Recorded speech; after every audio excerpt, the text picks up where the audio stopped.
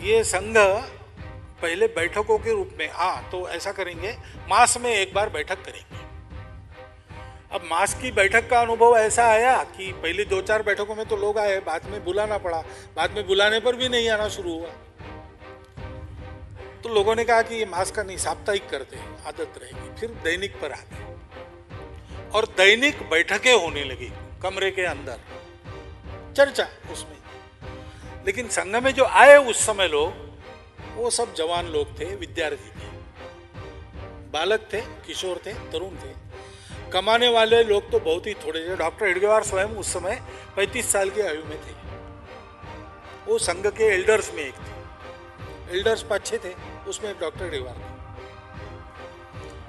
तो जवान लोगों ने सोचा कि ये क्या रोज आकर कमरे के में अंदर बैठकर, अरे भाई जवान लोग हैं, कुछ हाथ पैर हिलाएंगे, तो चलो शारीरिक कार्यक्रम करेंगे, मैदान पर कबड्डी खेलेंगे।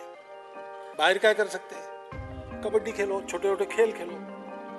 फिर लगा कि नहीं, थोड़ी शस्त्र विद्या भी, अभी लड़ाई का समय है, तो फिर अखाड़े हैं, अखाड़ों में जाओ। ये बाहर जब आना शुरू हुआ तब शाखा शुरू हुई। संघ स्थापना के 3-3.5 महीने के बाद फिर शाखा शुरू हुई।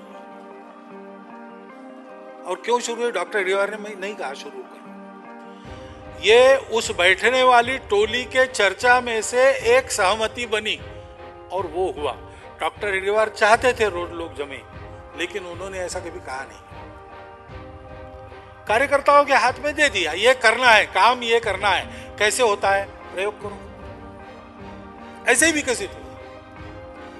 फिर लगा कि वो लाठी काठी वगैरह तो अपना यहाँ है, राज कौन कर रहा है, अंग्रेज। अंग्रेज क्या करता है, वो परेड करता है, अपने को भी परेड आनी चाहिए।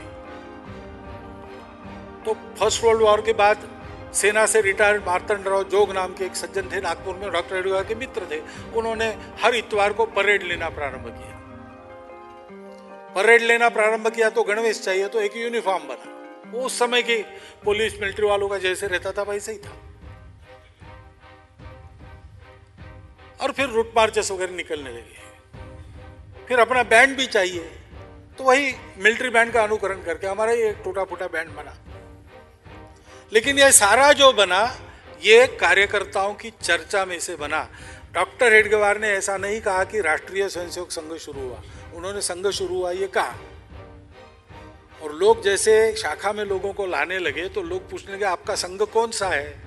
तो उन्होंने डॉक्टर साहब को पूछा कि अपने संघ का नाम क्या है। तो डॉक्टर साहब ने कहा तय किसने किया है, बैठो और तय करो।